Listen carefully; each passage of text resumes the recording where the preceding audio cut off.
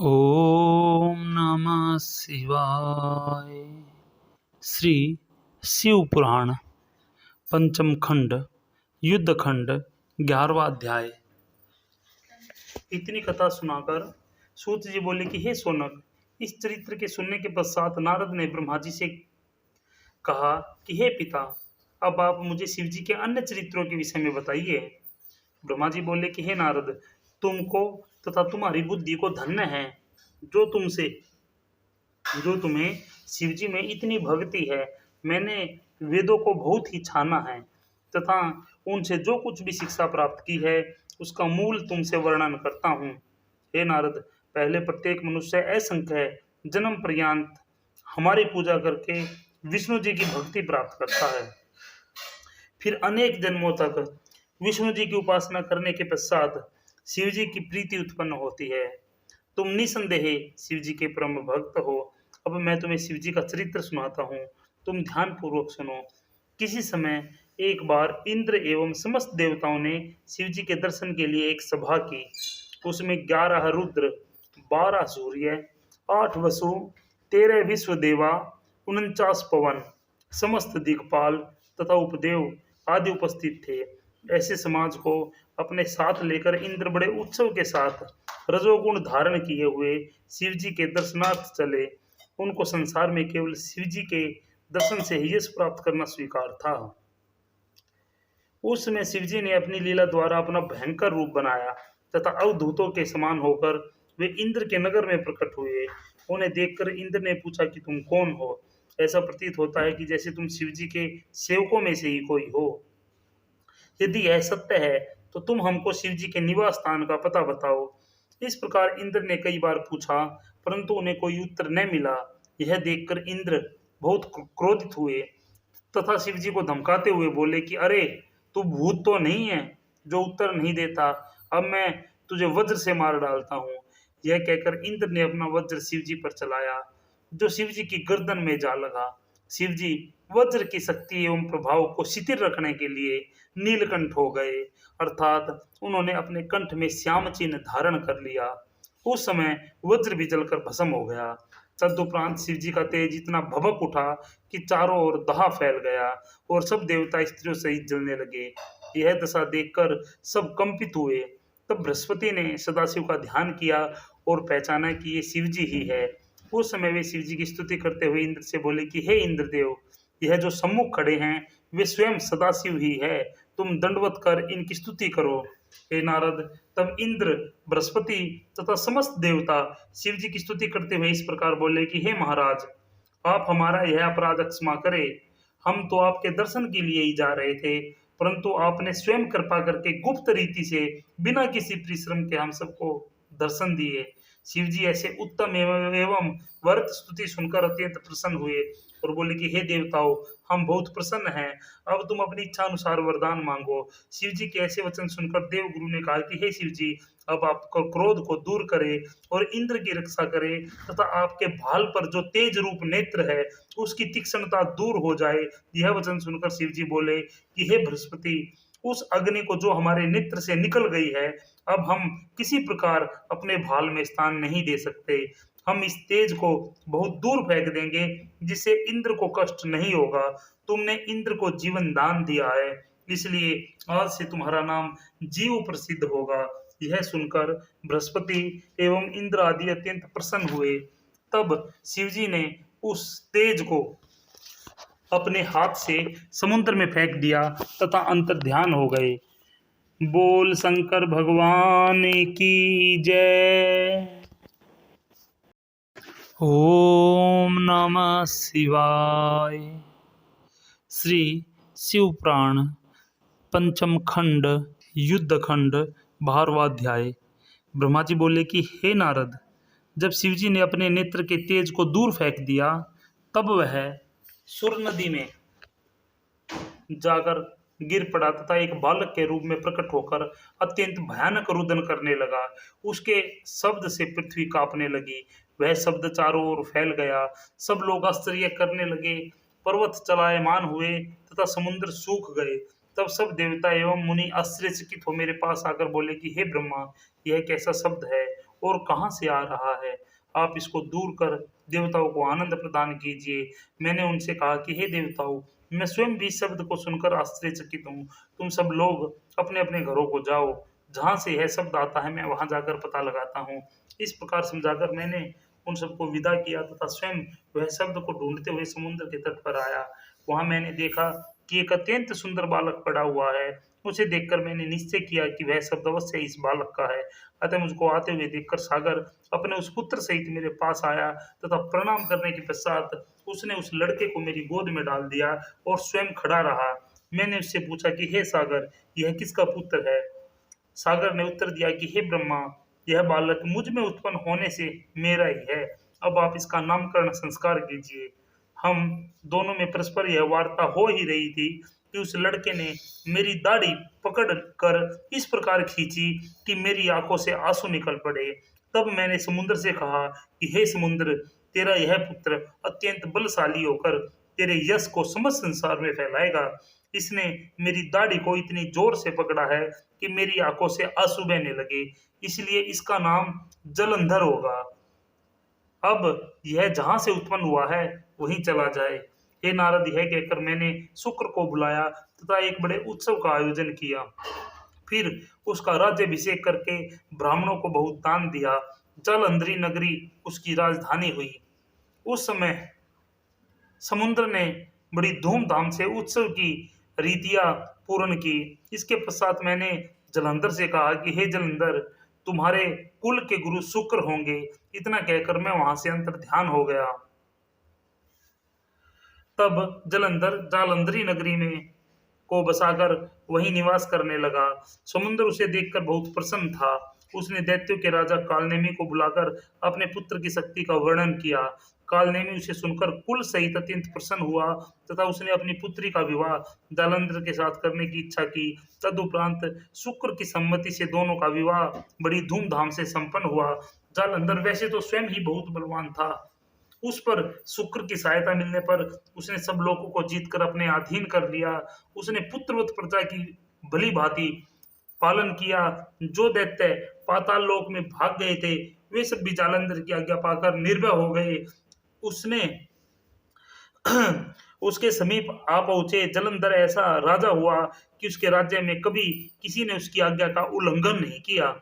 उसने सब लोगों से अपने अपने वर्ण के अनुसार धर्म कर्म कराया, जिससे कोई कुमार्ग पर अग्रसर न हुआ। इस प्रकार उसका प्रताप एवं तेज तीनों भवनों में फैल गया। बोल शंकर भगवान की जय। ओम नमः शिवाय।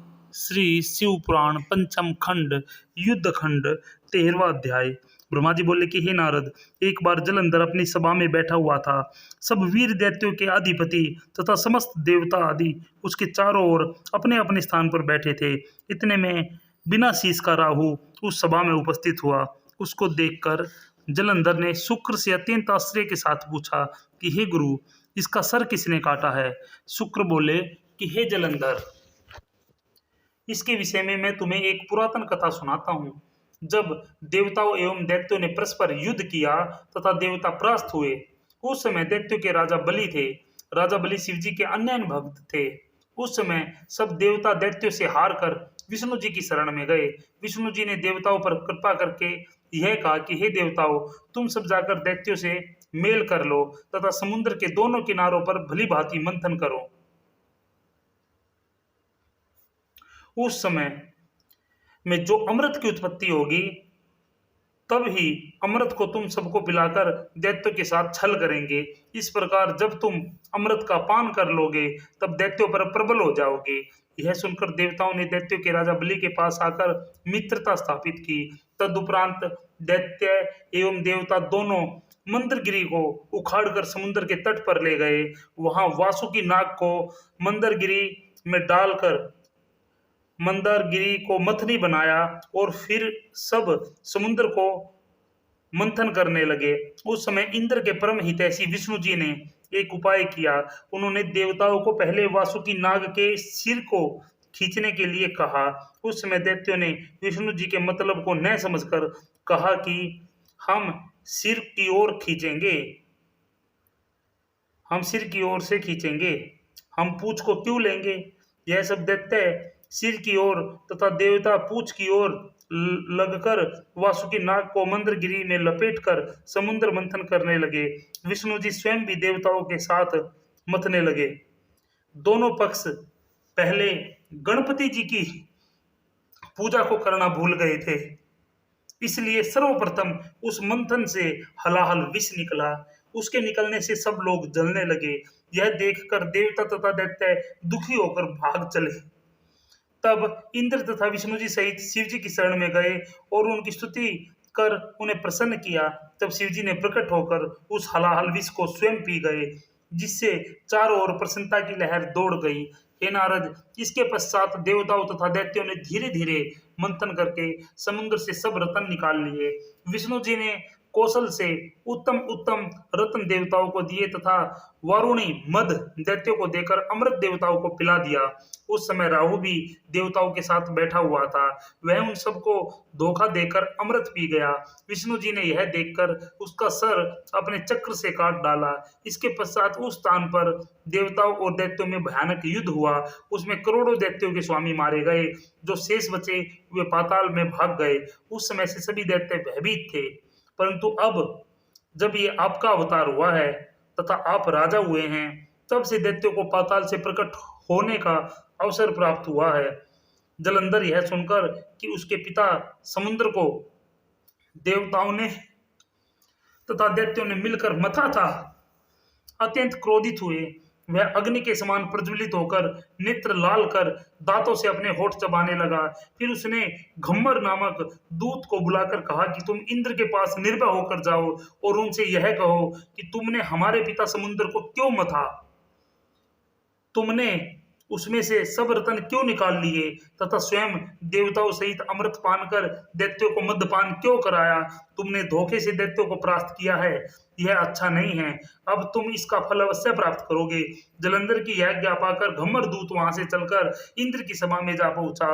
वहां उसने अहंकार में भरकर इंद्र के सम्मुख अपना मस्तक नत नहीं किया तथा इस प्रकार कहने लगा कि हे इंद्र, समुद्र के पुत्र जलंधर ने तुमको यह संदेश भेजा है कि तुमने समुद्र से जो जो रत्न निकाल लिए हैं उन सबको हमें सौंप दो, तो सब बात ठीक हो जाएगी।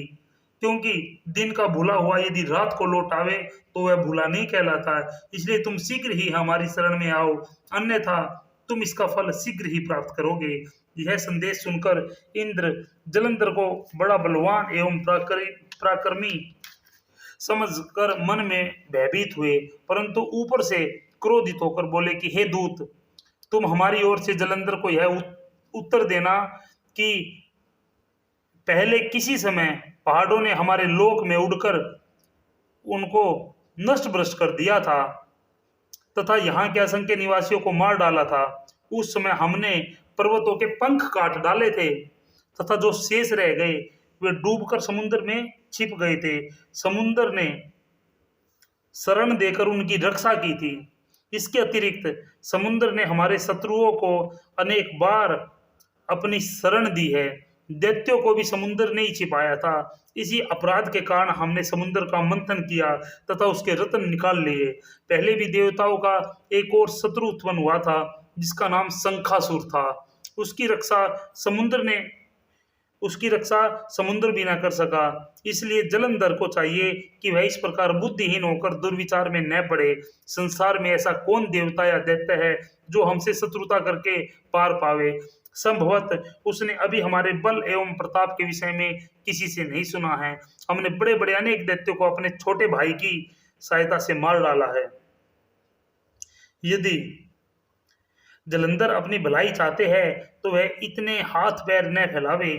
यदि वह इस बात को नहीं मानेगा तो उसके हाथ दुख एवं लज्जा के अतिरिक्त और कुछ नहीं लगेगा। हे नारद, दूत ने इंद्र के ऐसे वचन सुनकर कहा कि हे इंद्र, तुम व्यर्थ ही अहंकार मत करो, क्योंकि जलंधर ने संसार भर का राज्य प्राप्त किया है। अब तुमको उचित है कि गर्व को त्याग कर सब रत्न जलंधर को अभी सौंप दो तथा स्वयं चलकर जलंधर की छाया में आनंद पूर्वक रहो। यदि तुमने ऐसा नहीं किया तो तुमको बहुत ही कष्ट उठाना पड़ेगा।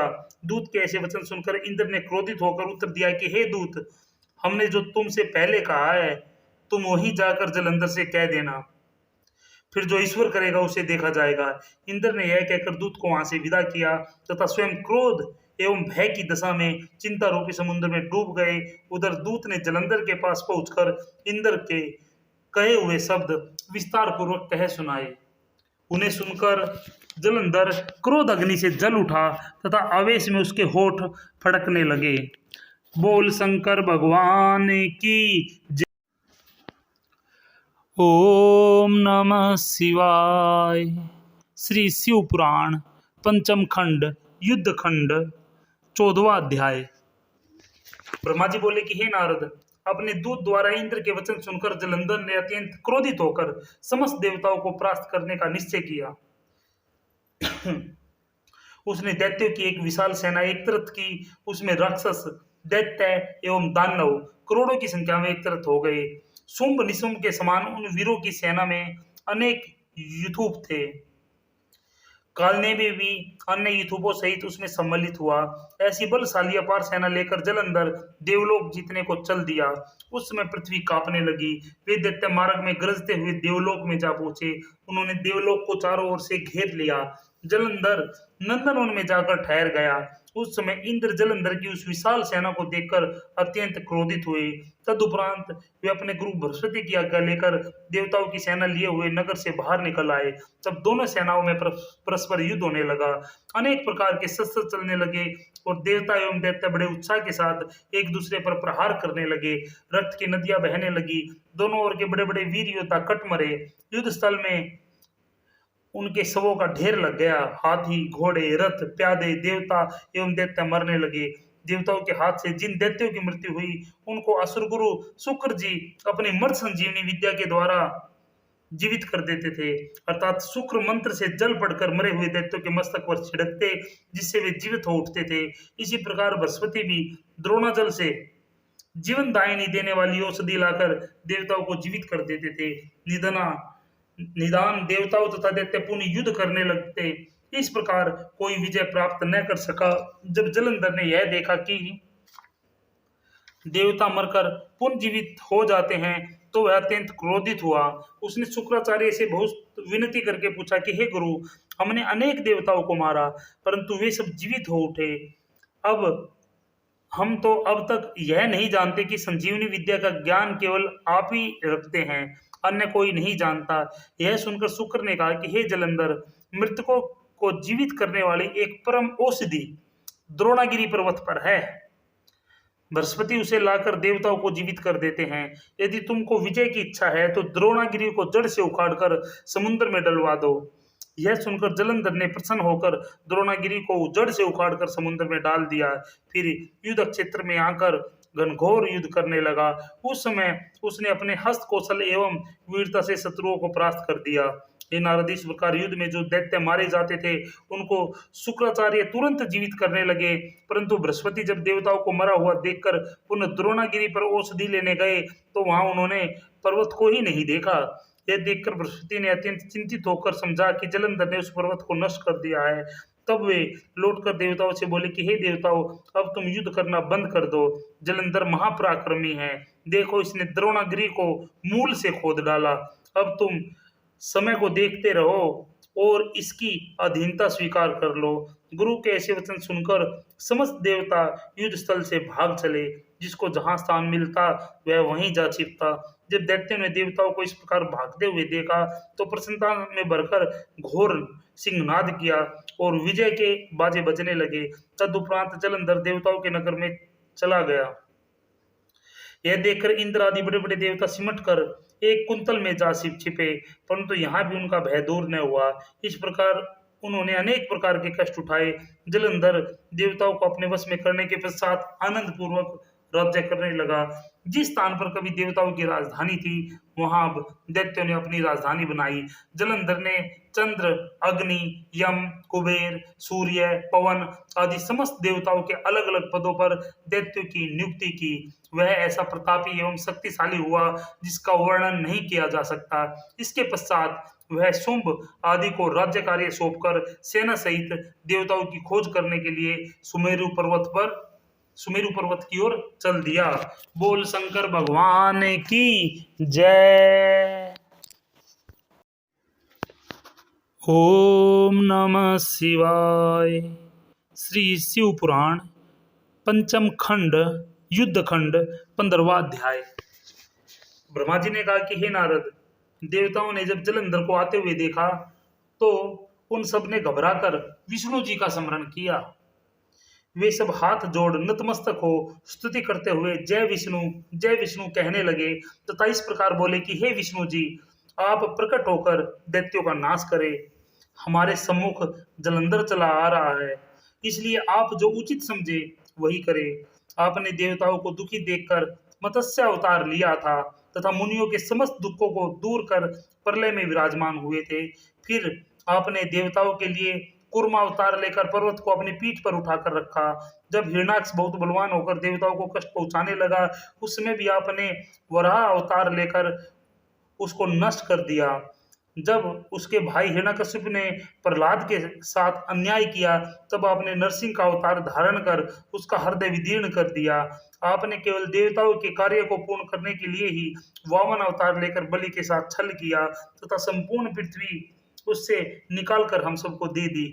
आप शिव जी की भक्ति में स्थित होकर समस्त संसार का उपकार करते रहे हैं। जिस समय रावण ने शिव जी के वरदान से ऊंची पदवी पर पहुंचकर सबको दुख पहुंचाया, उस समय आपने श्री रामचंद्र जी के रूप में अवतरित होकर शिव जी से बाण प्राप्त किया तथा उसी बाण के द्वारा रावण को मार डाला तथा आपने कृष्ण अवतार लेकर पृथ्वी के भार को उतारा। हे विष्णु जी, आप कलयुग में कल्कि अवतार लेकर सब मलेच्छों को नष्ट करेंगे। इस समय अब आप हमें अपने पीत वसन की ऐसी झलक क्यों नहीं दिखाते?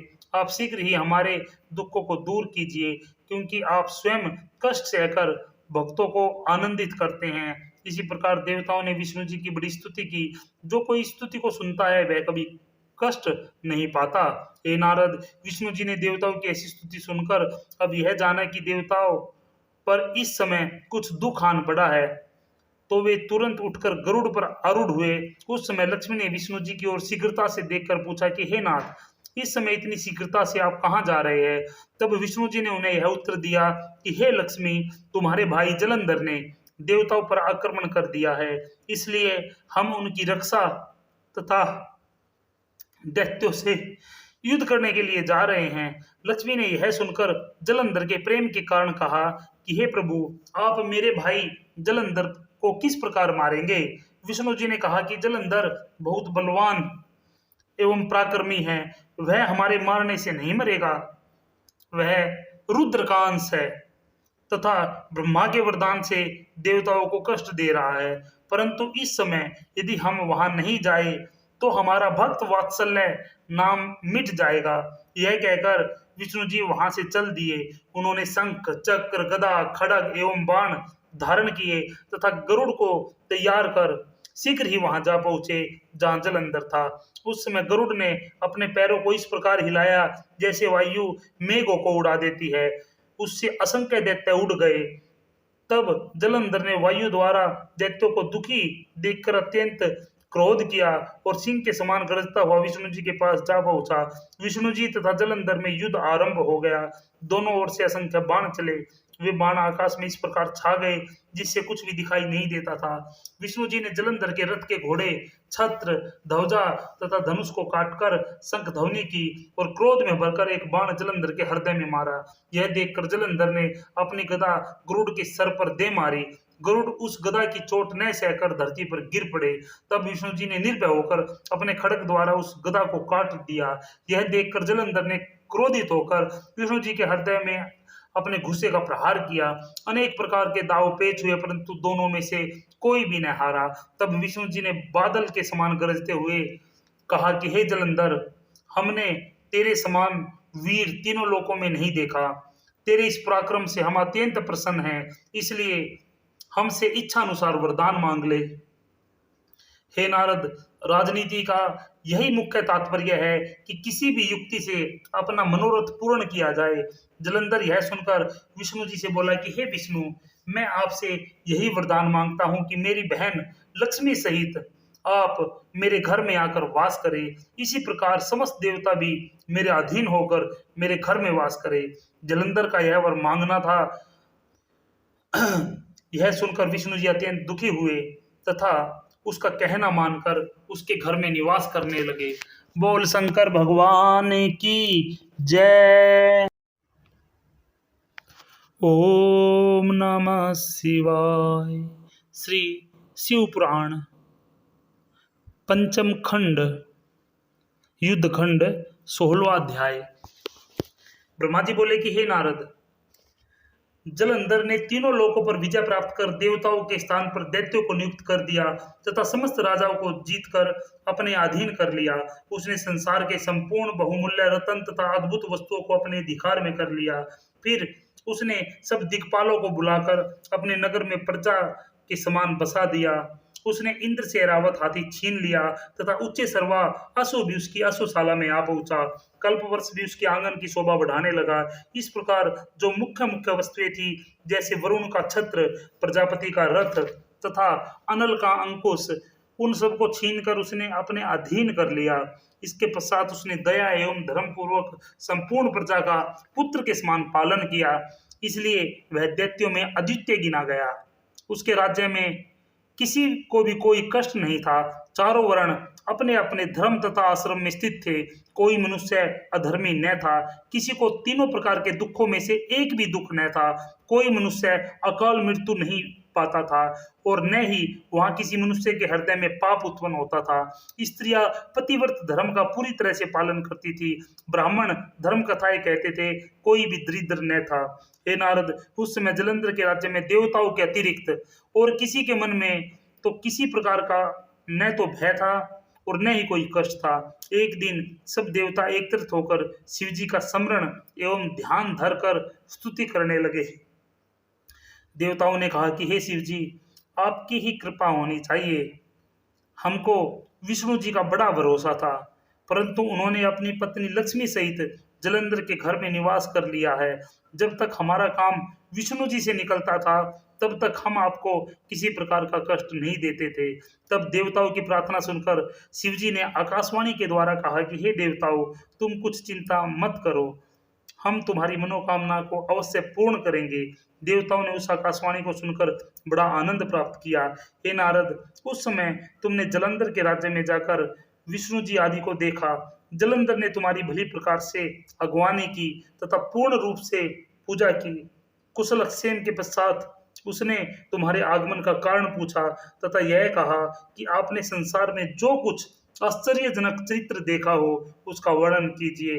तब तुमने जलंधर को यह उत्तर दिया कि हे जलंधर, एक दिन हम कैलाश में गए, जो सृष्टि भर में सबसे श्रेष्ठ है।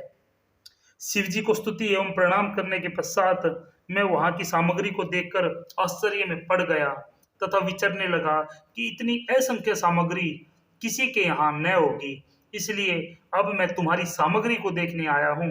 जलंधर ने तुम्हारी यह इच्छा जानकर अपनी संपूर्ण सामग्री दिखाते हुए पूछा कि हे नारद, सत्य कहना कि दोनों स्थानों में कहाँ अधिक सामग्री है।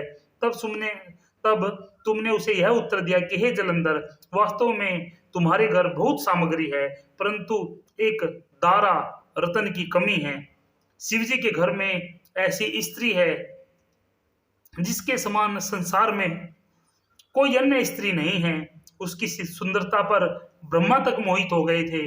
वह इतनी सुंदर है कि उसने कामदेव के शत्रु शिवजी को भी अपने वश में कर लिया है। ब्रह्मा ने बहुत प्रयत्न किया कि वे शिवरानी के समान दूसरी स्त्री बनावे, परंतु उन्हें सफलता नहीं मिली। इतनी कथा कहकर ब्रह्मा जी बोले कि हे नारद, तुम जलंधर से इतना कहकर वहां से चले गए। तुम्हारे जाने के पश्चात जलंधर काम जवर से पीड़ित होकर रोगियों के समान दुख सागर में डूब गया तथा कामवश हो शिव जी को अन्य देवताओं के समान समझ राहु को उनके पास भेज दिया। हे नारद, उन्होंने जलंधर की ऐसी भावना देखकर उसके ज्ञान को खींच लिया था। अपने स्वामी जलंधर की आज्ञा अनुसार राहु शिव जी के पास चल दिया। वह 6 ड्योढ़ी तो पार कर गया, परंतु जब 7वें द्वार पर पहुंचा, जहां गणों के राजा नंदी द्वारपाल बनकर बैठे हुए थे, तब नंदी ने उसको रोक दिया। तदुपरांत वे शिवजी की आज्ञा लेकर उसे अपने साथ ही शिवजी के पास ले गए। उस समय शिवजी ने बोहो का संकेत करते हुए राहु से पूछा, कहो तुम क्या चाहते हो। राहु ने उत्तर दिया कि हे शिव जी, जलंधर जो सबसे श्रेष्ठ है तथा सबके अधीन है, देवता एवं विष्णु जी भी है, जिसके अधीन देवता और विष्णु जी भी है, उसने यह कहा है कि तुम तो तपस्वी हो, योगी हो, दिगंबर और मरघटों में पड़े रहने वाले हो, तुम्हें भोग विलास से कोई प्रयोजन नहीं है। तुमको ऐसी कोमलांगी स्त्री से क्या प्रयोजन है? ऐसी सुंदर स्त्री को जो ऐसी सुंदर स्त्री तो हमको चाहिए, इसलिए तुमको उचित है कि उस परम सुंदरी स्त्री को हमें दे दो। राहु के ऐसे वचन सुनकर शिवजी अत्यंत क्रोधित हुए। तब तुरंत ही उनकी भौहों से एक मनुष्य उत्पन्न होकर आगे आ खड़ा हुआ। उसका शरीर अत्यंत भयानक तथा वज्र के समान दृढ़ था। उसका सिंह का सा स्वरूप, तीक्ष्ण जिह्वा, जलती हुई अग्नि के समान नेत्र, सब बाल खड़े हुए तथा इसी प्रकार अत्यंत भयानक डीलडोल शरीर था। वह विष्णु जी के चौथे अवतार नरसिंह के समान जान पड़ता था।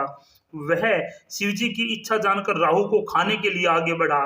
यह देखकर राहु भयभीत हो वहां से भाग चला, परंतु शिवजी के उस गण ने यह परंतु शिवजी के उस गण ने उसे न जाने दिया तथा वहां पकड़ लिया।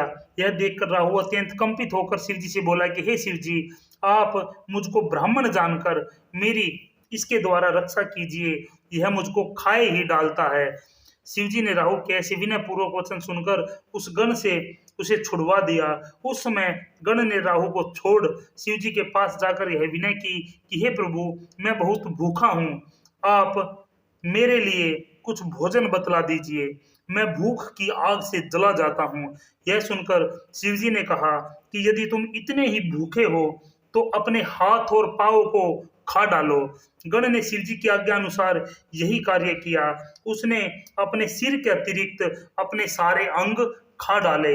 हे नारद, यह दशा देखकर शिवजी आश्चर्यचकित हुए।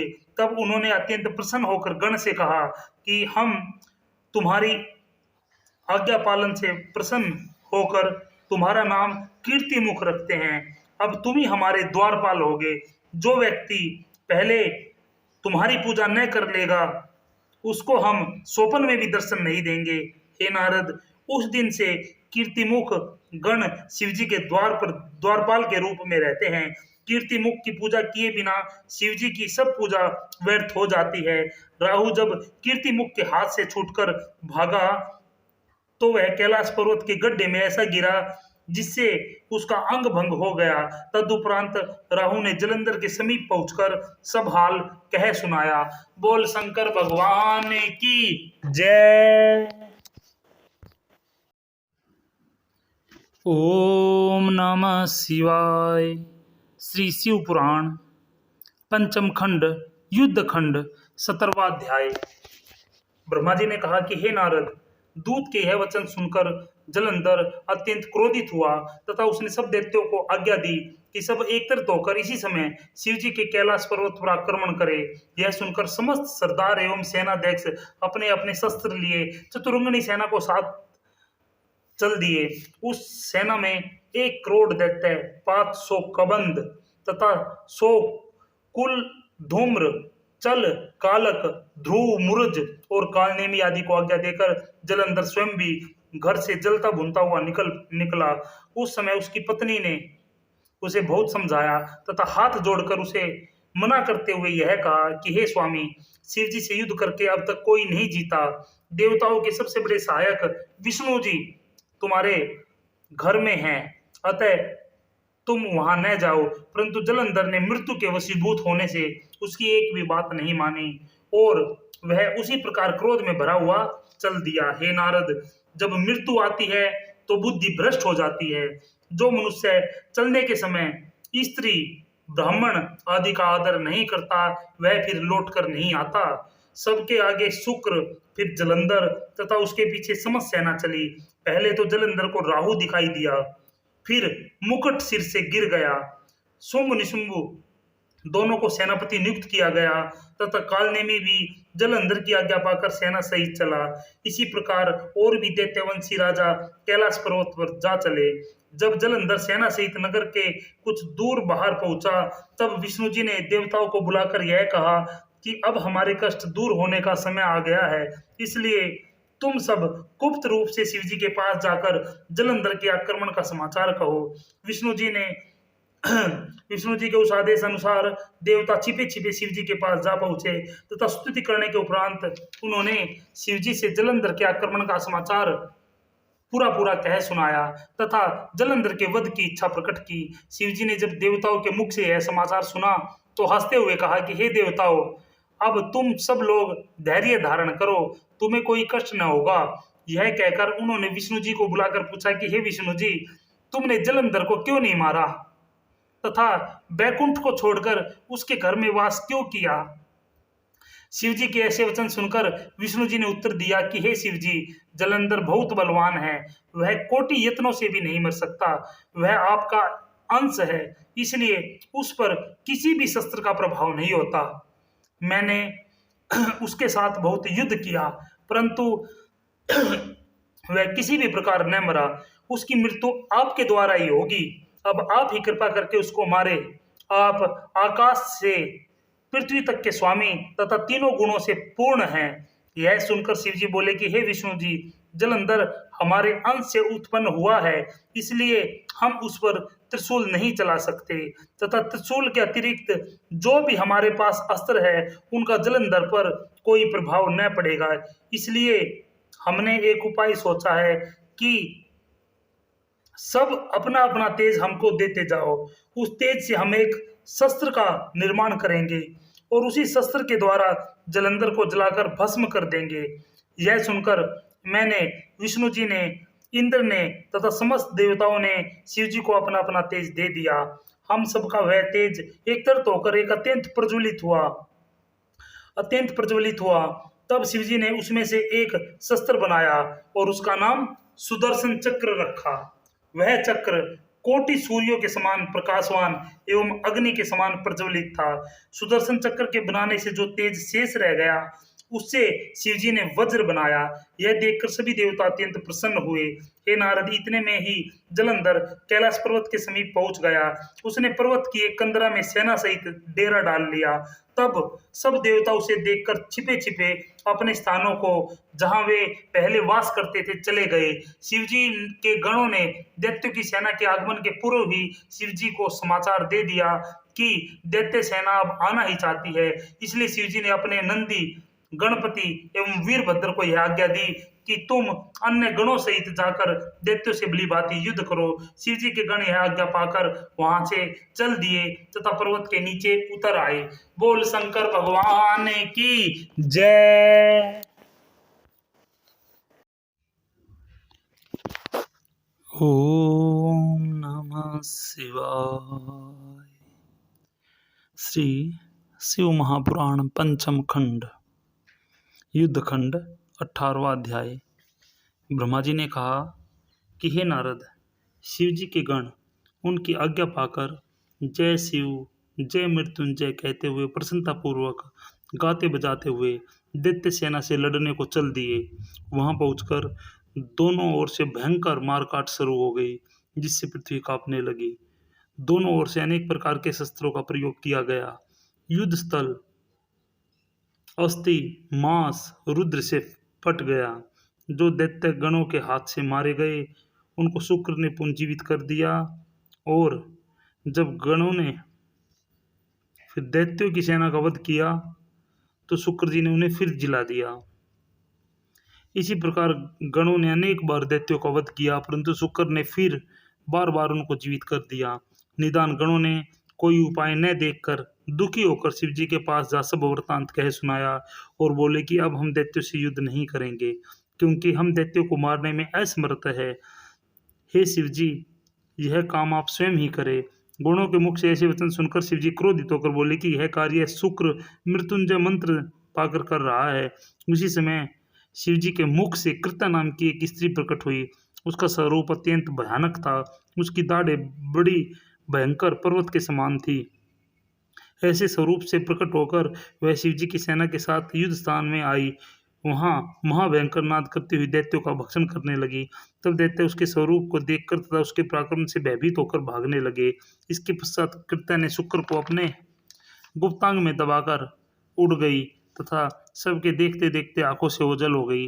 शुक्र को कृता द्वारा उड़ा ले जाने पर दैत्य लोग बड़े भयभीत हुए और उनकी सेना में हाहाकार मच गया। उस समय वे इधर उधर भागने लगे। हे नारद, तब शिव जी के गण प्रसन्न होकर दैत्यों को चारों ओर से घेर कर सिंह के समान गर्जना करने लगे। दैत्य भागकर चारों ओर फैल गए। दैत्यों की यह दशा देखकर शुंभु, निशुंभु तथा कालनेमी तीनों सेनापति अत्यंत दृढ़ता के साथ गणों का सामना करने लगे। अंत में उन तीनों ने शिवजी के गणों को बहुत बुरी तरह से मारकर दुखी कर दिया, जिससे वे हार कर मानकर वहां से भाग चले। इतने में गणपति, नंदी, वीरभद्र आदि ने सब गणों को रोककर धैर्य देकर बुला लिया। फिर दोनों सेनाओं में युद्ध छिड़ गया। कालनेमी तथा नंदीगण, गणपति तथा शुंभ, वीरभद्र तथा निशुंभ परस्पर लड़ने लगे। वे सभी युद्ध भूमि में अपनी वीरता का प्रदर्शन करने लगे। वीरभद्र ने निशुंभ के हृदय में तीक्ष्ण बाण मारा, जिससे निशुंभ धरती पर गिर पड़ा। वीरभद्र ने जो ही यह चाहा कि उसे सांग से मार डाले, इतने में ही शुंभ ने उठकर वीरभद्र पर बड़े क्रोध से अपनी सांग का आक्रमण किया, जिससे वीरभद्र घायल होकर पृथ्वी पर गिर पड़ा। नंदी ने कालनेमी के शरीर पर 7 बाण मारे, जिनके लगने से उसके रथ के पहिए, घोड़े और सारथी कट कट कर गिर गए। तब कालनेमी ने क्रोधित होकर नंदी के धनुष को काट डाला। उस समय नंदी ने धनुष फेंक कर त्रिशूल चलाया, जिसके प्रहार से कालनेमी मूर्छित होकर पृथ्वी पर गिर पड़ा।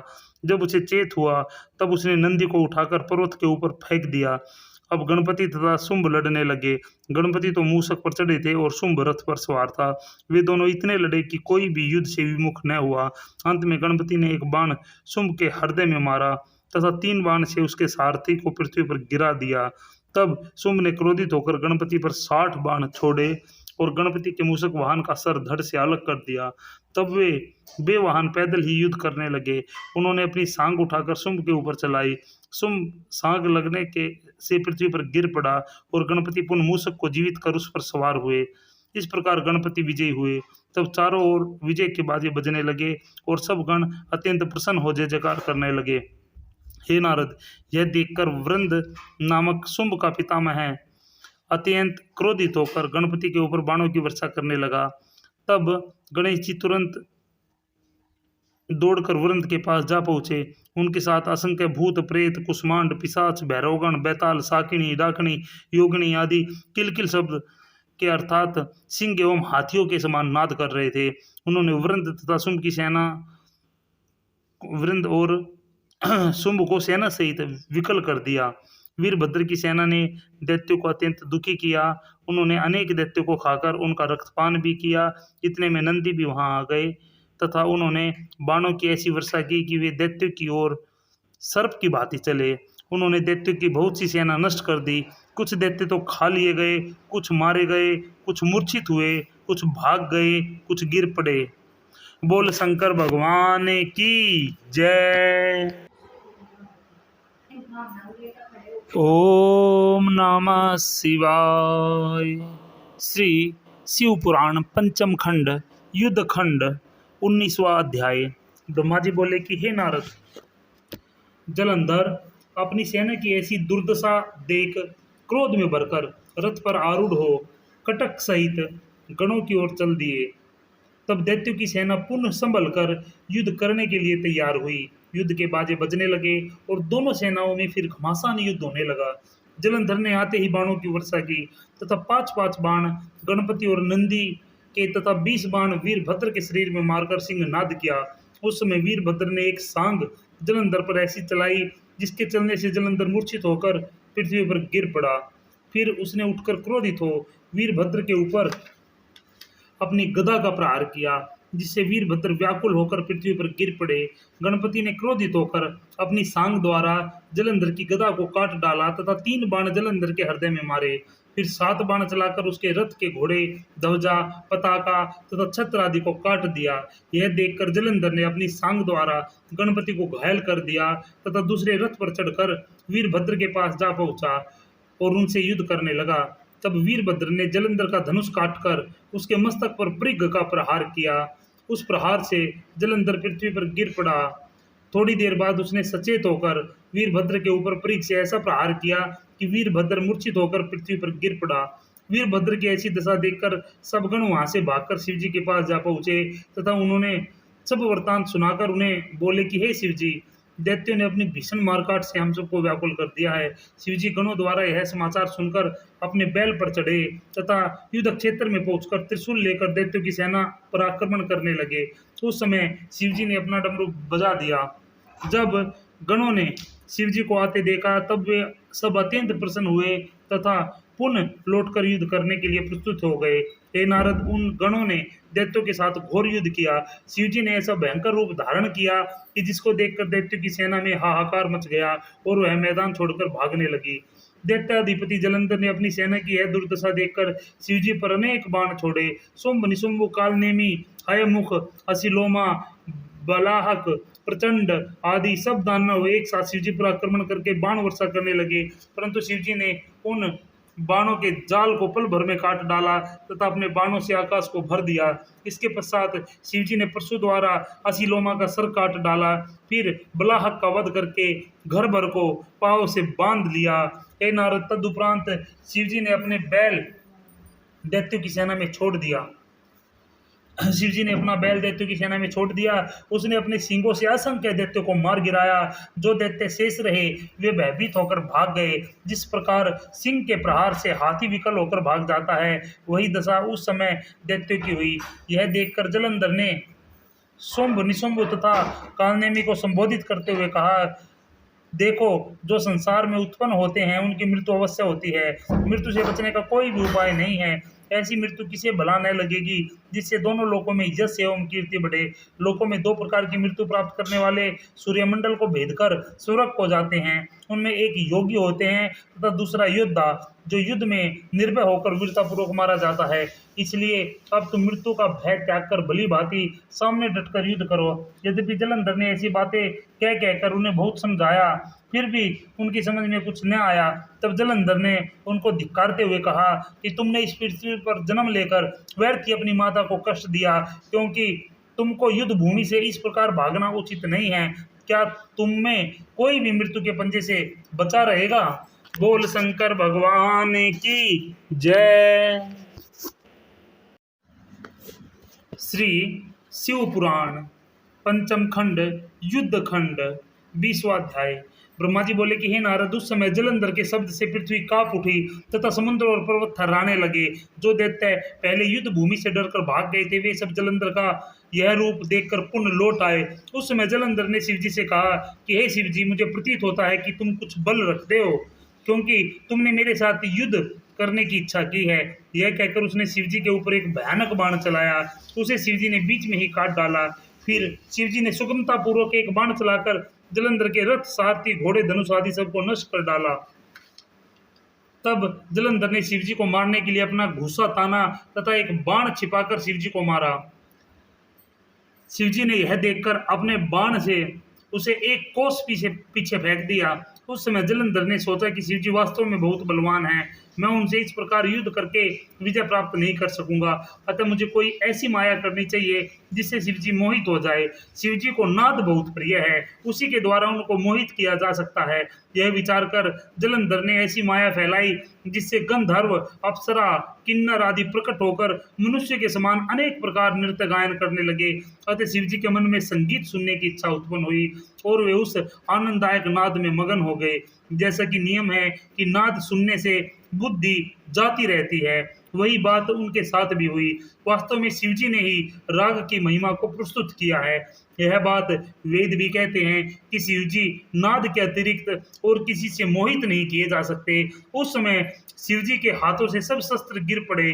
उन्होंने उस तुरीयावस्था में कुछ न जाना। उस समय जलंधर ने कामवश शिवजी के समान अपना स्वरूप बनाया, जिसकी 10 भुजाएं, 5 मुख तथा 3 नेत्र थे। फिर अपनी माया से एक बैल बनाया और उस पर चढ़कर तथा शिवजी के जो जो मुख्य चिन्ह थे उन सबको धारण कर शंभु निशंभु को युद्ध स्थल में छोड़कर स्वयं गिरजा के पास जा पहुंचा। गिरजा ने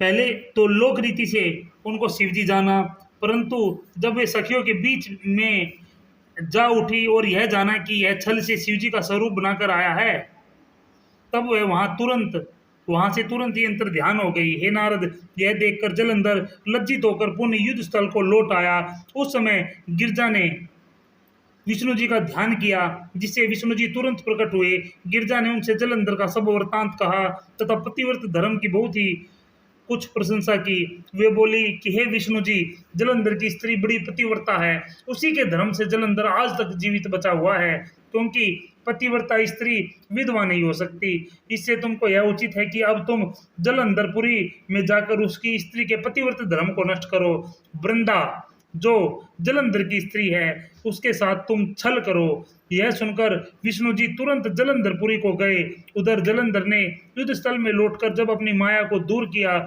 तो शिव जी ने चैतन्य होकर पुनः युद्ध का स्मरण किया।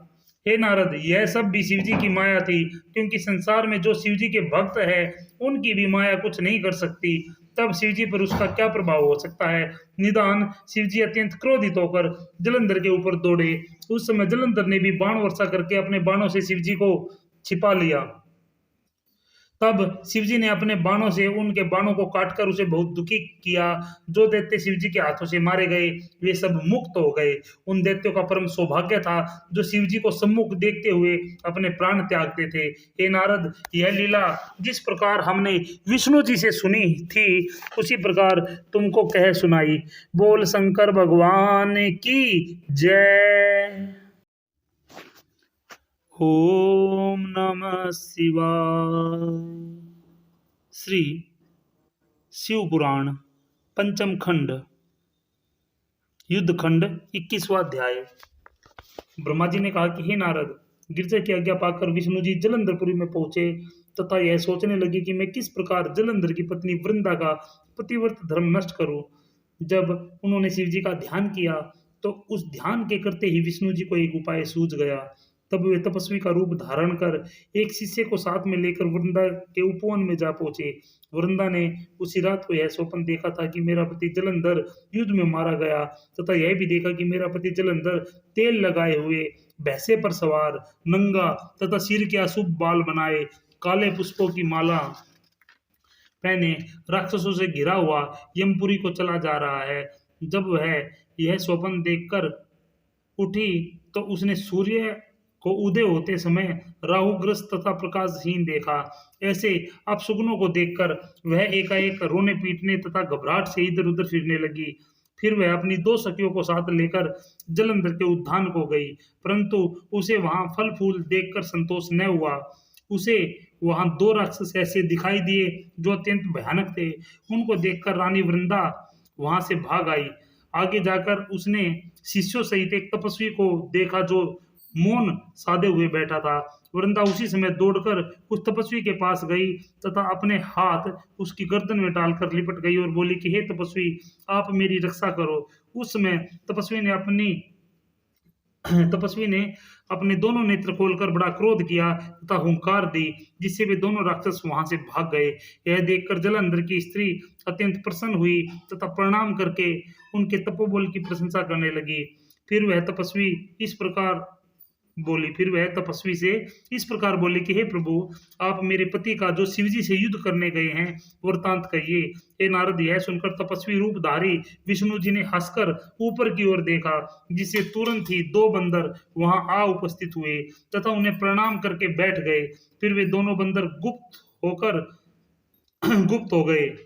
तदुपरांत एक क्षण भी नहीं बीता कि वे दोनों बंदर पुनः पहले की भांति आकर बैठ गए। इस बार उनके हाथ में जलंधर का शीश एवं धड़ था। उसे उन्होंने योगी के सम्मुख रख दिया तथा स्वयं दुखी होकर बैठे रहे। उस समय वृंदा अपना पति का सर देखकर व्याकुल हो पृथ्वी पर गिर पड़ी। तब तपस्वी ने पानी आदि छिड़क कर वृंदा को सचेत किया। वृंदा पुनः रो रो कर अपने पति का सर अपने सिर से लगाकर व्यथित होने लगी और बोली कि हे नाथ, मैंने तो आपसे शिवजी के साथ युद्ध करने के लिए पहले ही मना किया था, परंतु आपने मेरी बात नहीं मानी। इसी प्रकार वह अनेक बातें कह कहकर रोती रही। फिर तपस्वी से बोली कि हे महाराज, आप मेरे ऊपर कृपा करके मेरे पति को जीवित कर दीजिए। मैं आपके प्रभाव को देख चुकी हूँ, इसलिए मुझे विश्वास है कि आप योग्य है, मेरे पति को जीवित कर देंगे। यह सुनकर मुनि वेशधारी विष्णु जी ने कहा कि हे वृंदा, जो मनुष्य शिव जी की क्रोध अग्नि से मृत्यु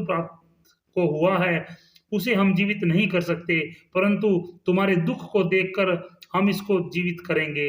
यह कहकर उन्होंने सर को धड़ से जोड़ दिया तथा स्वयं अंतर्ध्यान होकर उस शरीर में प्रवेश कर गए और जलंधर के समान उठकर बैठ गए। तदुपरांत उन्होंने वृंदा को गले लगाया, परंतु वृंदा यह सब कुछ न समझ सकी और उसने बड़ी प्रसन्नता पूर्वक उनके साथ सहवास करके अपने धर्म को नष्ट कर दिया। जब वह उत्तम रीति से विहार कर चुकी तब विष्णु जी ने अपना शरीर प्रकट कर दिया। उसे देखकर वृंदा ने उन्हें पहचान लिया। तब वह अपने कृत्य पर बहुत दुखी हुई। उसे विष्णु जी के ऐसे छल पर बहुत क्रोध आया। वह बोली कि हे विष्णु, तुमने वेद के विरुद्ध मेरे धर्म को नष्ट किया है। तुम मुनीश्वरों के समान स्वरूप धारण किए हुए बड़े अधर्मी हो। यह कहकर वृंदा ने विष्णु जी को यह शाप दिया कि जो राक्षस तुमने मुझे दिखाए थे वे दोनों बड़े शक्तिशाली होकर तुम्हारी स्त्री को भगा ले जाएंगे। उस समय तुम दुखी होकर वन में मारे मारे फिरोगे और तुम्हें हर प्रकार का कष्ट होगा। जो बंदर तुमने मुझको दिखाए वही तुम्हारे सहायक होंगे। यह कहकर वृंदा बहुत रोई तथा चिता बनाकर अपने पति के साथ सती होने की इच्छा प्रकट करने लगी। यद्यपि विष्णु जी ने उसे बहुत समझाया तथापि उसने पतिव्रत धर्म दृढ़ करके कुछ नहीं माना। तदुपरांत वह शिव गिरजा का ध्यान धरकर सती हो गई और उसका तेज सबके देखते देखते गिरजा के शरीर में प्रवेश कर गया। हे नारद, विष्णु जी यह दशा देखकर बारंबार पछताते हुए उसकी सुंदरता को स्मरण करते हुए दुखी हुए तथा उसकी चिता की भस्म को अपने शरीर में मलकर उसी स्थान पर वास करने लगे। उनकी यह दशा देखकर देवता तथा सिद्ध उनके निकट जा पहुंचे और विष्णु जी को बड़े बड़े इतिहास तथा दृष्टांत सुनाकर समझाने लगे कि आप तो स्वयं हर समय धर्म का पालन करने वाले हैं। अब आप यहाँ से चलिए तथा अपने बैकुंठ लोक में विहार कीजिए। जो आपसे यह पाप दुर्भाग्यवश हुआ है वह सब शिवजी की कृपा से नष्ट हो जाएगा। आप किसी प्रकार का दुख मत कीजिए तथा यहाँ से अपने स्थान को चलिए। आप हमें इन शब्दों के लिए क्षमा करें क्योंकि हम तुच्छ आपको समझा रहे हैं। उन लोगों को के इस प्रकार समझाने पर भी विष्णु जी ने किसी को कोई उत्तर नहीं दिया तथा उसी प्रकार शोक में बैठे रहे। हे नारद, शिव जी की माया बड़ी विचित्र है और सब उसी के अधीन रहते हैं। बोल शंकर भगवान की जय। ओम नमः शिवाय। श्री शिव पुराण पंचम खंड युद्ध खंड 22वां अध्याय। ब्रह्मा जी बोले कि हे नारद, उधर युद्ध क्षेत्र में शिवजी को चेत हुआ तब देवता उन्हें देखकर बहुत आनंदित हुए। उस समय शिवजी की वीरता एवं पराक्रम को देखकर जलंधर ने यह विचार किया कि अब मुझे माया करनी चाहिए जिससे मैं शिवरानी को प्राप्त कर सकूं। यह विचार कर उसने अपनी माया से एक कृत्रिम गिरजा बनाई तथा उसको अपने साथ रथ में बैठाकर शिवजी के सम्मुख ले आया। शुंभ निशुंभ दोनों भाई उसे मारते जाते थे तथा वह गिरजा रोती हुई मेरी रक्षा करो, मेरी रक्षा करो आदि कहती थी। उस समय जलंधर ने उच्च स्वर से कहा कि हे सदाशिव, तुम अपनी स्त्री को देखो। यदि तुम्हें अपनी स्त्री बहुत प्रिय है तो समझो कि मैं इसे अब पकड़ कर लाया हूँ तथा उसकी ऐसी दुर्दशा कर रहा हूँ। क्या तुमको दिखाई नहीं देता? तुमको सहस्त्रों धिक्कार है जो तुम अपने को अब भी बड़ा समझते हो। शिवजी जलंधर के यह वचन सुनकर तथा माया की गिरजा को देखकर अत्यंत दुखी हुए और मौन साधकर बुद्धि को भूल बैठे। तब शिवजी ने भी लीला करके अपने को ऐसा शोकाकुल प्रदर्शित कर दिया कि जलंधर ने अपने धनुष को कानों तक खींचकर 3 बाण, एक शिवजी के सर में, दूसरा वक्ष में तथा तीसरा उदर में मारे। उस समय शिवजी जलंधर की माया को जान भयंकर रूप धारण कर अग्नि के समान प्रकट हुए। शुंभ तथा निशुंभ युद्ध से विमुख होकर भागे। जलंधर की सारी माया उसी समय नष्ट हो गई। तब शिवजी ने शुंभ निशुंभ को यह शाप दिया कि तुमने छल करके गिरजा को दुख पहुंचाया है तथा युद्ध में मुख मोड़कर भागे जा रहे हो, इसलिए तुम्हारा धर्म नष्ट हो गया है।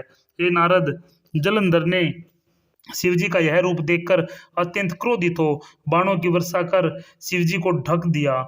यह देखकर शिवजी ने क्रोधित हो अपने बाणों द्वारा जलंधर के बाणों को काट डाला।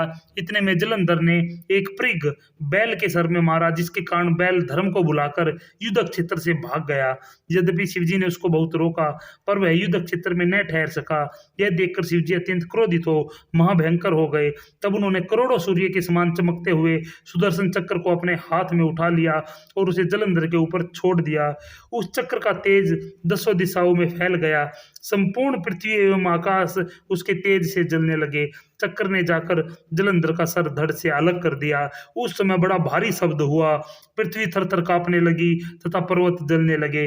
जिस समय जलंधर का तेज शिवजी के शरीर में प्रविष्ट हुआ, उस समय चारों ओर जय जयकार का नाद हुआ। हे नारद, वे लोग बड़े सौभाग्यशाली होते हैं जिनकी ऐसी दशा होती है, क्योंकि देवता मुनि आदि बड़े बड़े उपाय करके भी शिवजी को इतना प्रसन्न नहीं कर पाते और न ही इस गति को प्राप्त कर सकते हैं। उस समय मैं, मुनि तथा देवता आदि शिवजी की अत्यंत प्रशंसा करने लगे।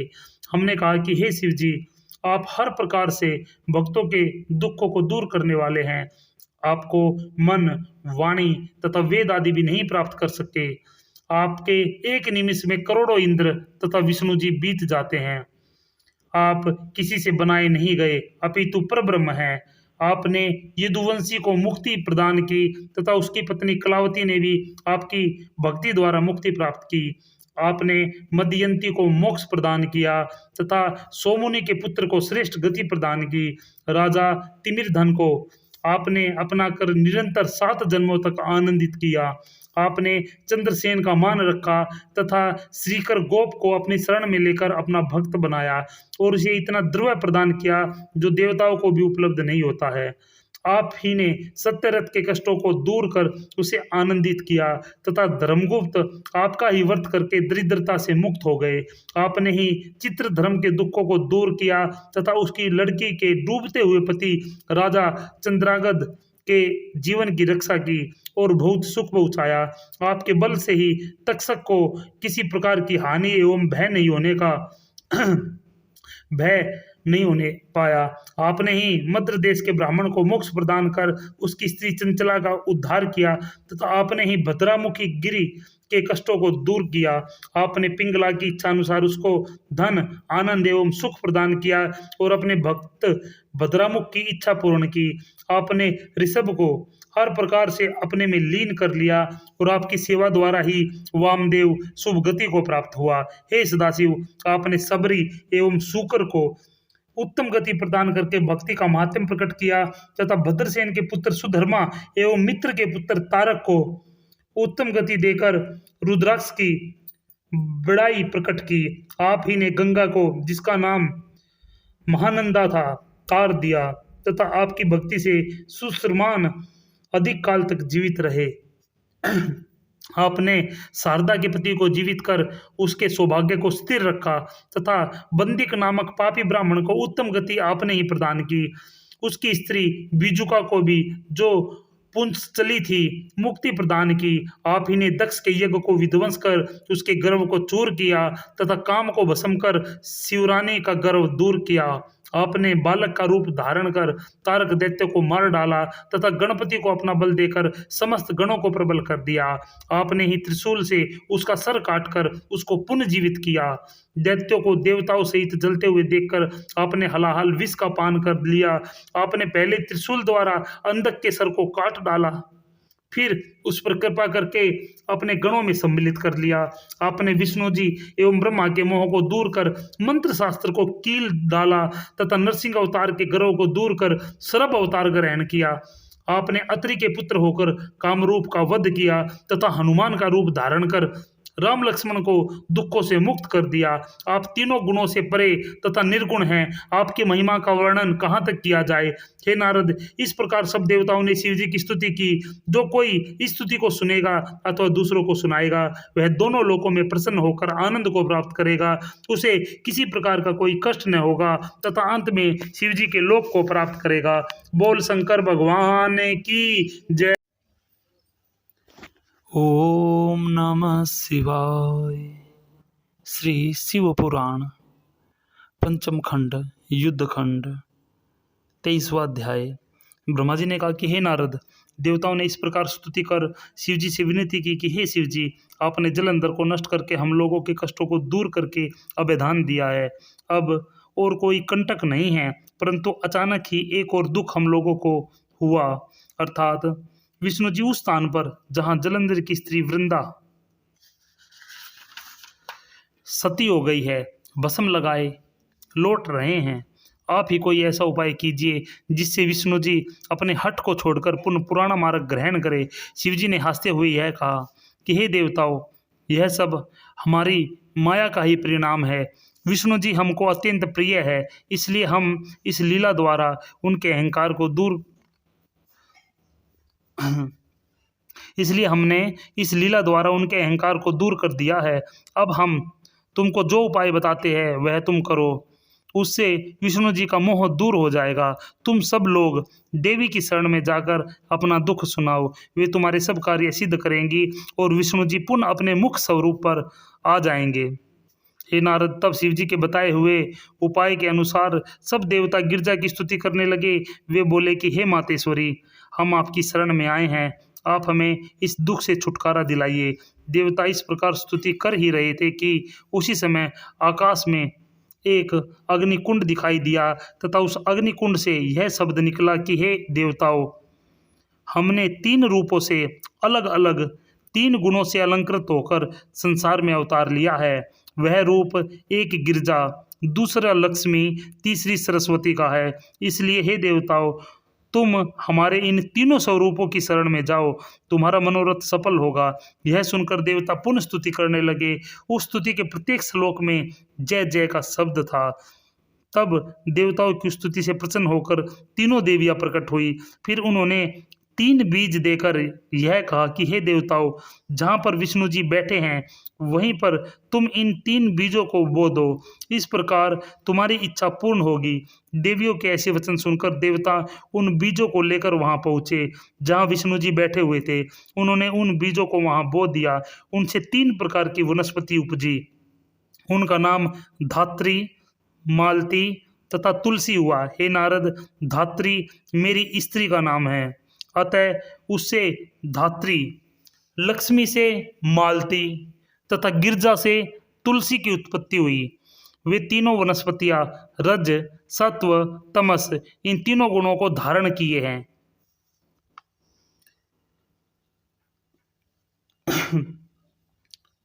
स्त्रियों के समान प्रकट होकर वृंदा से भी वह तीनों और अधिक सुंदर रूप रखकर विष्णु जी के सम्मुख जा खड़ी हुई। विष्णु जी उनको देखकर आश्चर्यचकित हुए। हे नारद, विष्णु जी को इस प्रकार कामवश होते देखकर धात्री तथा तुलसी ने तिरछी चितवन से विष्णु जी की ओर देखा। मालती उनकी यह दृष्टि सोतिया ढा से न सहकर अत्यंत दुखी हुई, इसलिए वह शिव जी पर नहीं चढ़ाई जाती। अतः विष्णु जी धात्री तथा तुलसी पर मोहित होकर उन्हें अपने साथ लिए हुए बैकुंठ में लौट आए। वहां आकर उनका मोह दूर हो गया। हे नारद, जो मनुष्य जलंधर के वध की इस कथा का पाठ करता है अथवा सुनता है, वह शिवलोक में स्थान प्राप्त करता है। बोल शंकर भगवान की जय। ओम नमः शिवाय। श्री शिव पुराण पंचम खंड युद्ध खंड 24वां अध्याय। सूत जी बोले कि हे ऋषियों, इस कथा के सुनने के पश्चात नारद जी ने ब्रह्मा जी से कहा कि हे पिता, अब आप मुझे उस सुदर्शन चक्र के विषय में बताइए जो विष्णु जी का प्रसिद्ध शस्त्र है। मैं नहीं जानता कि यह वही सुदर्शन चक्र है जो शिव जी ने सब देवताओं से तेज लेकर जलंधर के वध के लिए बनाया था, अथवा कोई दूसरा है।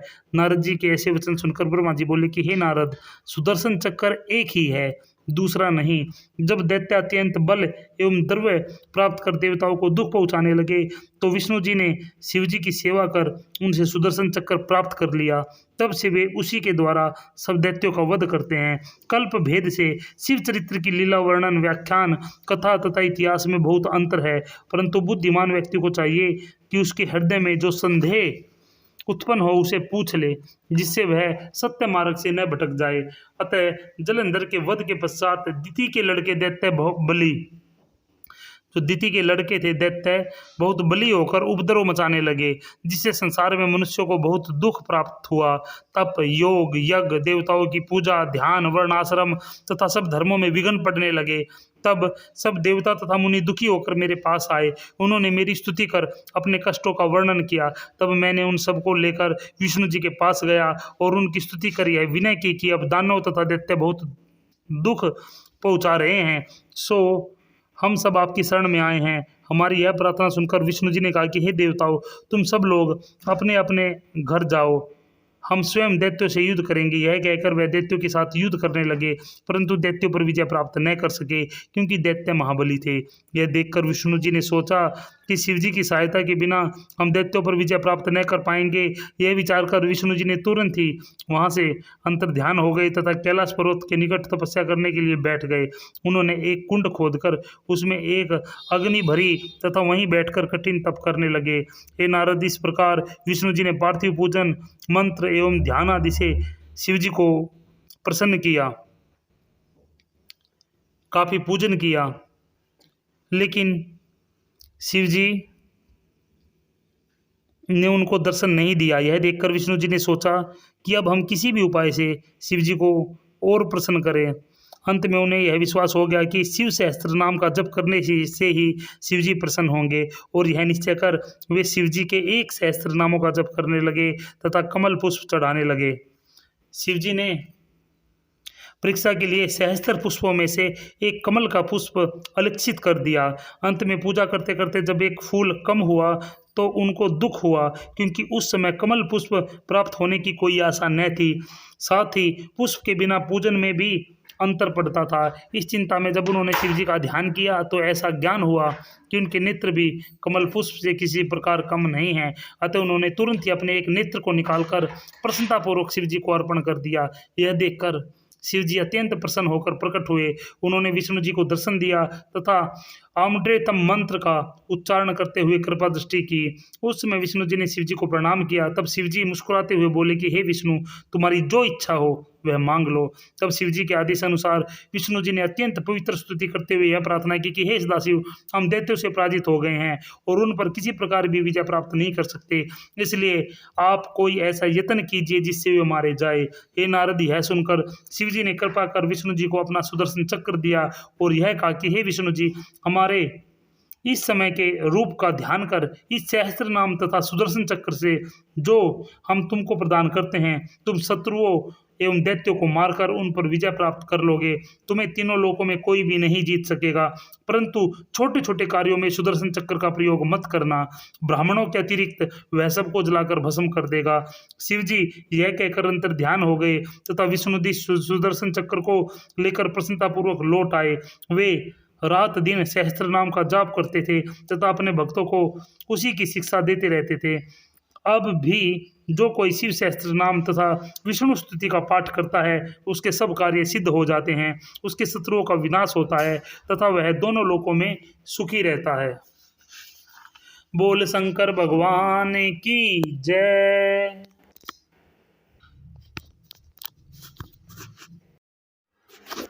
ओम नमः शिवाय। श्री शिव पुराण पंचम खंड युद्ध खंड 25वां अध्याय। नारद जी बोले कि हे ब्रह्मा जी, अब आप मुझे शिव जी के उन चरित्रों के विषय में बताइए जिसमें उन्होंने दैत्यों को नष्ट किया। तब ब्रह्मा जी ने कहा कि हे नारद, अब मैं तुम्हें शंखचूड़ के मारने का वृतांत बताता हूँ। शिव जी ने जिस उपाय से शंखचूड़ को मारा था उसको सुनने से शिव भक्ति अधिक उत्पन्न होती है। सबसे पहले मेरे पुत्र मरीचि से कश्यप उत्पन्न हुए। उनको मेरे पुत्र दक्ष प्रजापति ने अपनी 13 पुत्रियां ब्याह दी, जिससे बहुत संतानें उत्पन्न हुई। मैं तुम्हारे समक्ष उनमें से केवल एक मनुष्य का इतिहास कहता हूँ जो भक्ति में वृद्धि करता है तथा इच्छित फल को देने वाला है। कश्यप की स्त्री अत्यंत सुंदर एवं पतिव्रता थी। उसके 4 पुत्र उत्पन्न हुए जो दैत्य तथा महाशक्तिशाली थे। उनमें से एक पुत्र विपरीचित बहुत ही वीर एवं बलवान था। उसका एक पुत्र दंभ था जो विष्णु का परम भक्त एवं सेवक था। उसके कोई पुत्र उत्पन्न होने से वह अपने बड़ों की इच्छा एवं विष्णु जी की आज्ञा अनुसार पुष्कर में जाकर तप करने चला गया तथा 1 लाख वर्षों तक इस हेतु कठिन तपस्या करता रहा, जिससे कि उसके कोई पुत्र उत्पन्न हो। विष्णु जी ने उसकी ऐसी आराधना देखकर दर्शन दिया तथा प्रसन्न होकर यह कहा कि तू हमसे कोई वरदान मांग ले। तब उसने कहा कि हे विष्णु जी, मैं ऐसा पुत्र चाहता हूँ जो महावीर हो और मेरे अधीन हो, वह सारे संसार पर विजय प्राप्त कर तथा बहुत बुद्धिमान हो। विष्णु जी यह प्रार्थना स्वीकार कर उसे वरदान देकर अंतर्ध्यान हो गए। तब दंबासुर अपने घर लौट आया तथा उसने सब हाल अपनी पत्नी से कह सुनाया। पत्नी उसे सुनकर अत्यंत प्रसन्न हुई। उसने भिक्षुकों को बहुत दान दिया। थोड़े दिन बाद वह गर्भवती हो गई। हे नारद, सुदामा नामक कृष्ण जी का एक भगत था जो राधा रानी के शाप से बैकुंठ अर्थात गोलोक में था, उसके गर्भ में आया। जब 9-10 महीने व्यतीत हुए तब शुभ दिन एवं शुभ नक्षत्र में उसका जन्म हुआ। उस समय दंबासुर ने बड़ी धूमधाम से जातकर्म करके अपने भाई बंधुओं की अनेक प्रकार से सेवा की और आनंद प्राप्त किया। उसने अपने लड़के का नाम शंखचूड़ रखा। शंखचूड़ सर्वगुण संपन्न तथा सब विद्याओं में पारंपरिक था। वह अपने माता पिता को हर प्रकार से सुखी रखने वाला था। तदुपरांत वह यज्ञ से उपदेश लेकर तपस्या करने वन में चला गया। मेरे पाठ पूजन में ऐसा लीन रहा कि उसे देखकर मुझे बहुत प्रसन्नता हुई, इसलिए मैं उसे वरदान देने के लिए प्रकट हुआ। उस समय शंखचूड़ ने मुझसे यह वरदान मांगा कि मैं देवताओं से कभी पराजित न होऊं और तीनों लोकों में विजय प्राप्त कर महावीर हो रहूं।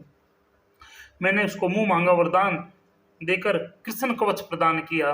फिर उसे यह आज्ञा दी कि तुम बद्रिक आश्रम में जाकर धर्मध्वज की पुत्री तुलसी से जो तप कर रही है अपना विवाह करो।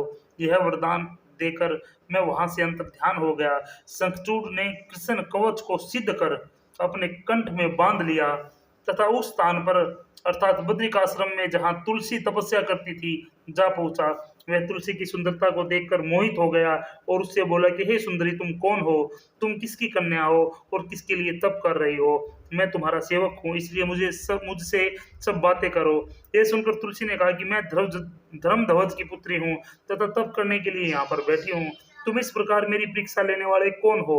यह सुनकर शंखचूड़ ने कहा कि हे सुंदरी, संसार में 2 प्रकार के स्त्री पुरुष होते हैं, एक तो बुरे तथा कामी, दूसरे भले और तपस्वी।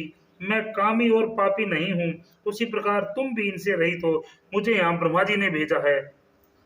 मैं तुम्हारे साथ गंधर्व विवाह करूंगा। मेरा नाम शंखचूड़ है।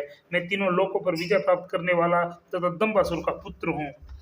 हे नारद, शंखचूड़ के ऐसे वचन सुनकर तुलसी ने कहा, तुम बहुत भले एवं लोभ तथा काम से रहित हो। जो मनुष्य स्त्री के अधीन नहीं वह बहुत भाग्यवान है, परंतु जो मनुष्य स्त्री के वश में है उससे बढ़कर संसार में कोई बुरा नहीं है। समस्त देवता, मुनि एवं पितृ आदि स्त्री से घृणा करते हैं। स्त्रियों द्वारा दिए हुए पिंड पितरों पर नहीं पहुंचते तथा उनके चढ़ाए हुए पुष्प देवता आदि स्वीकार नहीं करते।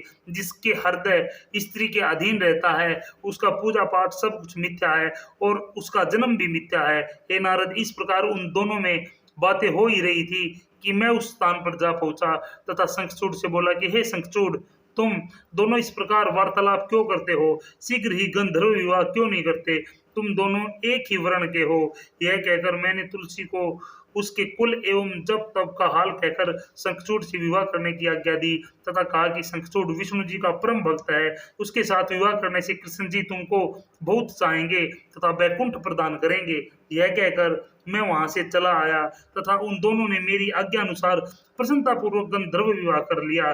फिर शंखचूड़ तुलसी को लेकर अपने घर जा पहुंचा।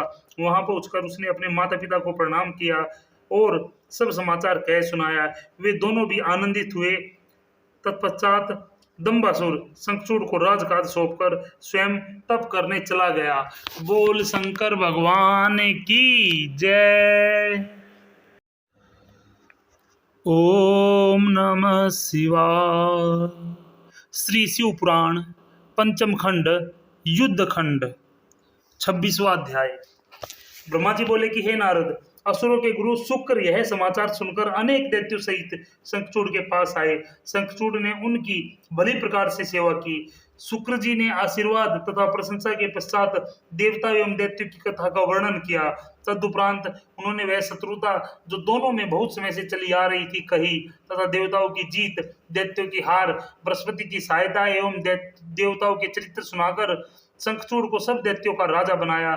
दैत्यों ने बहुत प्रसन्न होकर अनेक प्रकार की भेंट दी।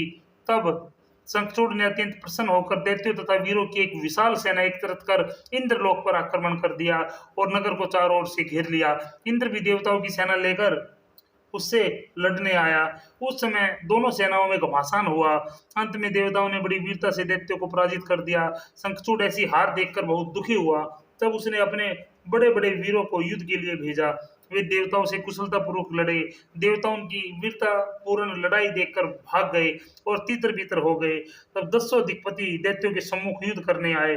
दोनों ओर से महायुद्ध हुआ। इंद्र वर्ष परवा, अनल, गो, श्रुति संहार, यम कालिंबिका, वरुण चंचल, पवन कालके, कुबेर दंभ, इस विपरीचित, ऋभु राहु, चंद्रमा कनकाक्ष, मंगल शुक्र, बृहस्पति कालासुर, काल यम, विश्वकर्मा शनिचर, रक्तसन वसुगण, प्रगेशगण धूम्रलोचन, ललकुबर, रत्नसार, इंद्रपुत्र क्विट, मनमथ, दीप्तिमान, अश्विनी कुमार, सब दिक्पति, ग्रह, देवता तथा बड़े बड़े वीर द्वंद्व युद्ध करने लगे। अंत में दैत्यों ने शुक्र जी का ध्यान किया तथा एक बार देवताओं के सम्मुख होकर एक साथ आक्रमण कर दिया। यह देखकर देवता वहां से भाग गए। हे नारद, देवताओं को इस प्रकार भागते हुए देखकर 11 रुद्र दैत्यों के सम्मुख आ पहुंचे तथा त्रिशूल से उन पर आक्रमण कर दिया। सब दैत्य उनके इस आक्रमण से भयभीत होकर भाग गए। जब शंखचूड़ ने दैत्यों की यह दुर्दशा देखी तो उसने अनेक बाण चलाए जिससे देवता भाग गए, परंतु 11 रुद्र वहीं युद्ध स्थल में खड़े रहे।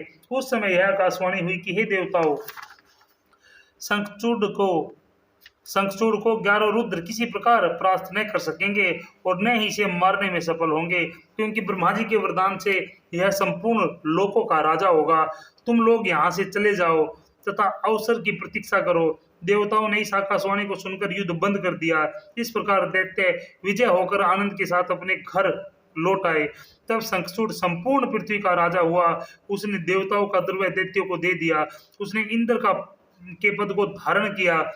उसके राज्य में किसी को कोई दुख न हुआ। सब लोग अपने अपने वर्ण, धर्म, कर्म तथा आश्रम में भली प्रकार स्थित रहे। शंखचूड़ श्री कृष्ण जी का परम भगत था। यद्यपि वह राधा जी के शाप से दैत्य रूप में उत्पन्न हुआ था, परंतु दैत्यों के समान उसमें कोई भी लक्षण न था। बोल शंकर भगवान की जय।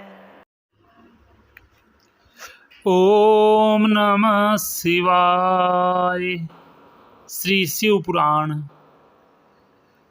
पंचम खंड युद्ध खंड 27वां अध्याय। नारद जी बोले कि हे पिता, शंखचूड़ को श्री राधा जी का श्राप किस प्रकार मिला? श्री राधा जी ने किस बात से रुष्ट होकर उनको श्राप दिया, वह मुझे बताइए। ब्रह्मा जी बोले कि हे नारद, कृष्ण जी गोलोक में निवास करते हैं। वहां कृष्ण जी के परम मित्र सुदामा रहते थे। श्री राधा जी ने उनका अनाचार देखकर ही उन्हें शाप दिया, जिससे उन्होंने दैत्य का शरीर धारण किया। नारद जी बोले कि हे पिता, गोलोक कहाँ है? क्या उसी को गोलोक कहते हैं जहाँ श्री कृष्ण जी विराजमान हैं? ब्रह्मा जी ने उत्तर दिया कि हे पुत्र, प्रथम मेरा लोक है जहाँ मैं शिव जी के ध्यान में सदैव मगन रहता हूँ।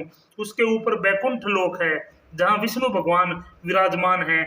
उसके ऊपर शिव जी का शासन है जहाँ शिव जी के भक्त रहते हैं। उन्हें शिव जी के भजने से किसी प्रकार का खेद तथा शोक नहीं होता। उसके ऊपर वीरभद्र लोक है जहाँ स्कंद अर्थात स्वामी कार्तिकेय जी रहते हैं। उसके ऊपर उमा लोक है जहाँ शिवरानी विराजमान है। और उसके ऊपर शिवलोक है जहाँ शिव जी परब्रह्म जगत के स्वामी अंतर्यामी विराजमान है। उसको आनंदवन तथा काशी भी कहते हैं। वहाँ के राजा शिव जी है जो तीनों देवताओं को उत्पन्न करने वाले हैं। मैंने इस प्रकार के शिवलोक का जो वर्णन किया है उसी के निकट गोलोक है। वहाँ श्री कृष्ण जी विराजमान हैं, अर्थात जहाँ शिव जी की गोएं रहती हैं वहाँ कृष्ण जी का स्थान है, जिससे वे उनका पालन करे। वह गोलोक की कृष्ण लोक कहलाता है। प्रथम उसे शिव जी ने विष्णु जी को दिया था, परंतु जब विष्णु जी ने श्री कृष्ण जी का और श्री लक्ष्मी जी ने राधा जी का अवतार लिया, तब शिव जी ने उनका अभिषेक करके उन्हें ब्रह्मांड का राज्य दिया तथा उन्हें सबसे बड़ी पदवी दी। उस समय शिव जी ने यह कहा कि हे श्री कृष्ण जी, जैसी तुम्हारी इच्छा हो तुम वैसा ही करना। तुम्हारी महिमा तथा बड़ाई विष्णु जी से भी अधिक होगी। तुम गोपियों के साथ विहार किया करना। इसी कारण श्री कृष्ण जी श्री राधा जी को लेकर गोपियों के नगर में आए और गौओं का पालन करने लगे। एक दिन श्री कृष्ण जी ने श्री राधा जी को कहीं भेज दिया तथा स्वयं विरजा के साथ विहार करने लगे। श्री राधा जी से यह बात किसी सखी ने कह दी। श्री राधा जी यह सुनकर अत्यंत क्रोधित हो इस चरित्र को देखने के लिए आई। वे विरजा के घर जाकर रथ से उतरी और चाहा कि भीतर जाए, परंतु सुदामा जो एक लक्ष्य गोपों के साथ द्वार पर बैठा था, उसने श्री राधा जी को अंदर नहीं जाने दिया। तब वह बहुत जब बहुत चिल्लाहट हुई, तब श्री कृष्ण जी ने जाना कि श्री राधा जी आई है, इसलिए वे भयभीत होकर स्वयं तो वहां से अंतर ध्यान हो गए तथा विरजा ने अपने शरीर को नदी बना लिया जो चारों ओर मीठे जल से बह निकली। तब श्री राधा जी के अंदर जाकर तब श्री राधा जी ने अंदर जाकर दोनों में किसी को न पाया। तब उन्होंने श्री कृष्ण जी पर बहुत क्रोध किया। हे नारद, श्री राधा जी विरजा को नदी रूप में देखकर बहुत रोई। तदुपरांत विरजा श्री शिव जी की आज्ञा अनुसार श्री कृष्ण जी के वियोग दुख को देखकर प्रकट हुई। तब श्री कृष्ण जी ने फिर श्री राधा जी को भुला दिया और विरजा के साथ विहार करने लगे। जब श्री राधा जी ने फिर यह सुना तो वे कोप भवन में गई और वस्त्र एवं गहने आदि शरीर से उतारकर भूमि पर लेटने लगी। यह सुनकर श्री कृष्ण जी कोप भवन में श्री राधा जी के निकट आए तथा सुदामा भी उसी प्रकार 1,00,000 गोपों की सेना लेकर द्वार पर खड़ा रहा। श्री राधा जी ने श्री कृष्ण जी को अपने पास आते हुए देखकर कहा कि हे कृष्ण जी, तुम यहाँ क्यों आए हो? तुम पर स्त्री से संभोग करते हो तथा उसी में मग्न रहते हो। तुम यहाँ से चले जाओ और जहां भी चाहे वहां रहो। मेरे जाने से विरजा नदी हो गई थी। अब तुमको भी यही उचित है कि तुम नदी होकर परस्पर मिलो तथा भोग विलास करो। तुम्हारे सब कार्य मनुष्य के समान हैं। इससे मैं तुमको श्राप देती हूँ कि तुम भी मनुष्य का रूप धारण कर भरतखंड में निवास करोगे। श्री राधा जी ने ऐसा श्राप देकर अपनी सखियों को आज्ञा दी कि इनको इस स्थान से निकाल दो। तब श्री कृष्ण जी श्री राधा जी के आदेश पर वहां से निकाल दिए गए, परंतु वे गुप्त होकर वहीं बने रहे। जब सुदामा ने अपने स्वामी की ऐसी दशा देखी, तब वे श्री राधा जी से बोले कि हे राधे, तुमने श्री कृष्ण जी को श्राप क्यों दिया? तुम सब गोपियां तो श्री कृष्ण जी के अधीन हो। यह सुनकर श्री राधा जी ने क्रोध में भरकर कहा कि हे मूर्ख सुदामा, तू नहीं जानता कि कृष्ण जी मेरे सेवक हैं, इसलिए मैं तुमको भी श्राप देती हूं कि तू दानव का जन्म ले। तूने कृष्ण जी का दैत्यों के समान मान किया तथा मेरा अपमान किया। मेरे बिना तेरी कोई रक्षा न करेगा। हे नारद, श्री राधा जी का ऐसा श्राप सुनकर सुदामा ने उत्तर दिया कि हे राधे, अब तुम्हारी बुद्धि मनुष्यों के समान हो गई है, इसलिए तुम भी मनुष्यों का शरीर प्राप्त कर कलंकित हो गई और कोई गोप तुम्हारे साथ विवाह नहीं करेगा। तुम श्री कृष्ण जी को फिर पाकर 100 वर्षों तक दुख भोगोगी। हे नारद, शिव जी ने इस प्रकार के चरित्र किए। तदुपरांत अपनी माया को खींच लिया। उस समय विष्णु भगवान वहां उपस्थित हुए। उस समय दोनों को रुदन करते देखकर विष्णु जी ने सुदामा जी से कहा कि हे सुदामा, तुम किसी प्रकार का दुख मत करो तथा दानव होकर संसार का राज्य करो। शिव जी के अतिरिक्त तुम्हें और कोई नहीं जीत सकेगा। तुम उन्हीं के हाथ से मरोगे तथा फिर यहाँ चले आओगे। मैं तथा श्री राधा जी भी अवतार लेकर मनुष्यों के समान लीला करेंगे। यह कहकर विष्णु जी श्री राधा जी को लेकर गोलोक में रहने लगे तथा सुदामा जी दानव हुए। मैंने यह पुरातन कथा सुनाई है, अब बताओ तुम और क्या सुनना चाहते हो। बोल शंकर भगवान की जय।